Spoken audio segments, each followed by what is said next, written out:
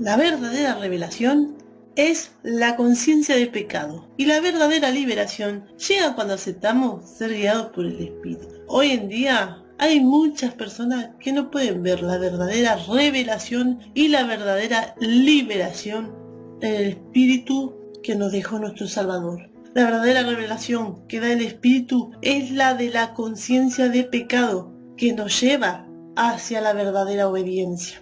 ¿A qué me refiero? Cuando tenemos discernimiento espiritual, somos totalmente conscientes de lo que es bueno y de lo que es malo. No solamente de separar lo bueno y lo malo. Si somos guiados por el Espíritu, no solo sabremos separar y alejarnos de lo que es malo, sino a aborrecer completamente ese pecado de malicia. Ser convencido es temer a Yahweh y hacer su voluntad. El temor mismo produce un arrepentimiento para que nos alejemos de las cosas que no son de Yahweh. La palabra dice en Juan 16:8, y cuando Él venga, convencerá al mundo de pecado, de justicia y de juicio.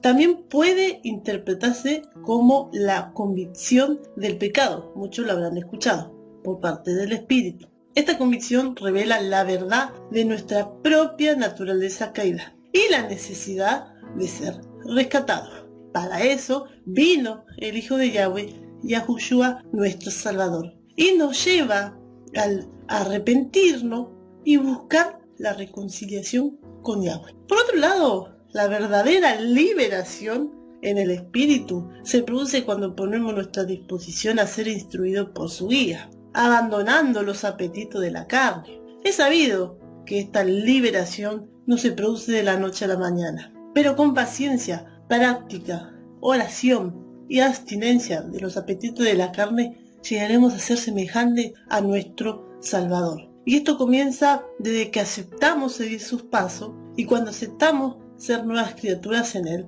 dejando nuestra vieja naturaleza, implica que aceptamos dejar el mundo de los deseos carnales. Esto significa dejar el mundo de los deseos y pasiones que alimentan a la carne que se opone a la voluntad de Yahweh. Ahora bien, ¿cómo saber cuando estamos actuando con la carne y cuando estamos actuando bajo la guía del Espíritu? Voy a poner un ejemplo porque hoy en día sabemos que la iglesia está llena de falsos pastores, que muchos de ellos, no metemos todo dentro de la bolsa, pero muchos de ellos solamente se dedica a llevar la palabra por ganancia, a desacreditar al Hijo de Yahweh y usar sus propias herramientas, es decir, hacerse como los verdaderos salvadores. Vamos a poner un ejemplo cuando se actúa desde la carne. El fiel acude a su pastor. Pastor, ando en fornicación y no lo puedo controlar.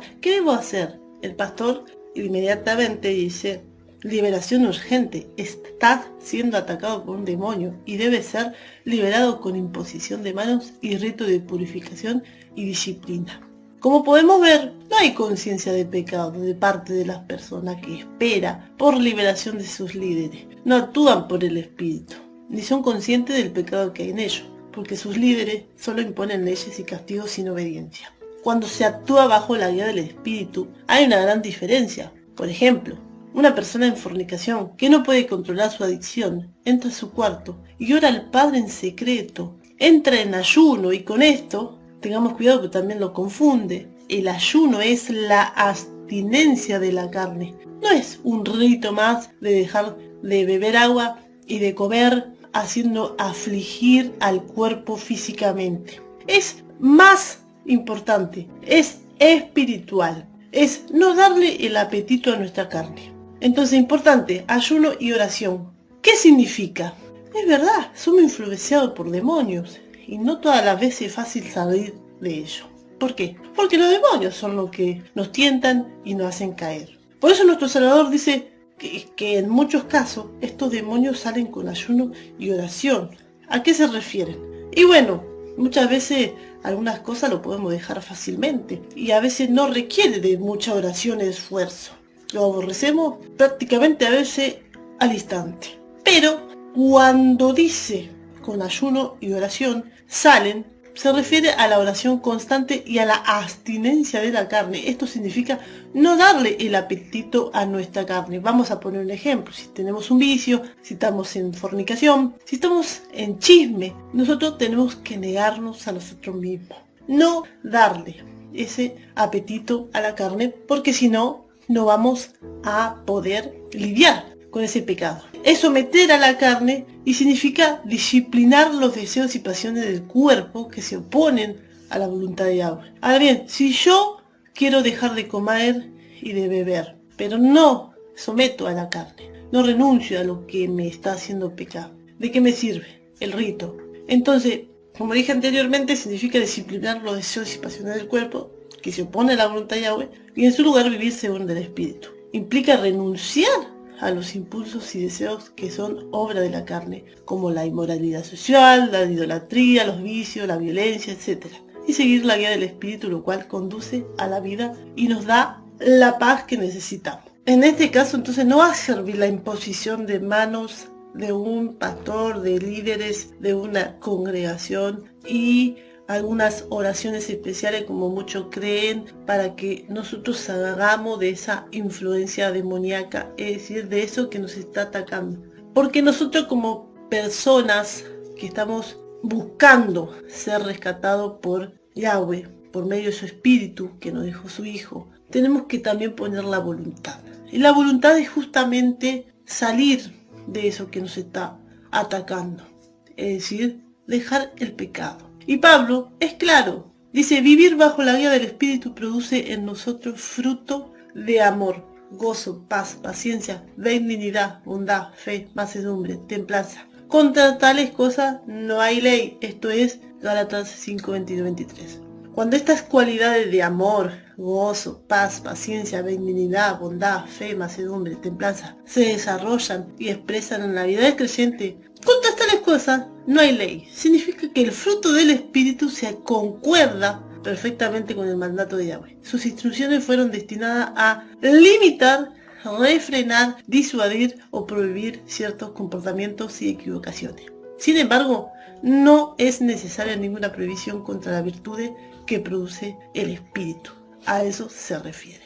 Pablo deja otra enseñanza: la preeminencia del amor. Se refiere a la supremacía y el valor fundamental que el amor tiene sobre otros dones. Por ejemplo, hay muchas personas que le dan mucha importancia al don de profecía, al don de lengua, que es hablar diferentes idiomas para poder repartir a las naciones el mensaje de la palabra. Eso es el don de lengua, poder tener la posibilidad de hablar en diferentes idiomas para ir repartiéndolo en otros idiomas y para que se alimenten las naciones. Alguno habla de los 5 ministerios, por ejemplo, sanar a los enfermos, el don de liberación, pero la palabra dice claramente que sin amor, estos dones y acciones y cualidades especialmente espirituales, como se describe en 1 Corintios 13, incluso los actos más notables como el don de profecía, la fe o el sacrificio personal, carecen de sentido y de nada sirve si no se realiza con amor. El tema no es que nosotros estamos en contra de estos dones, porque son necesarios. Son los dones y las revelaciones que nos da el Espíritu para nosotros poder ir a los demás. El tema es que muchos se enfocan en eso y que si nosotros no participamos de esas clases de cosas, no estamos completos, no estamos ejerciendo lo que supuestamente ejercieron los discípulos. Sin embargo, Pablo nos deja una enseñanza muy importante. El amor es definido como paciente, bondadoso, que todo lo sufre, que todo lo soporta. Es el más grande de los 3 grandes dones: fe, esperanza y amor. Vivir del Espíritu trae estas 3 cualidades. Cuando vivimos del amor, es porque estamos viviendo de la obediencia. Vivimos de la fe, de la esperanza y del amor. Estamos viviendo totalmente por el Espíritu y no por la carne. A eso me estoy refiriendo. Espero que sea un estudio de edificación y que se haya entendido el mensaje. No hay mejor revelación que tener conciencia cuando pecamos, arrepentimiento genuino hacia la voluntad de Yahweh. Y no hay mejor liberación que confesar esos pecados y entregarnos a nuestro Padre Celestial. Esa es la verdadera liberación para salir del pecado que nos está separando de su presencia.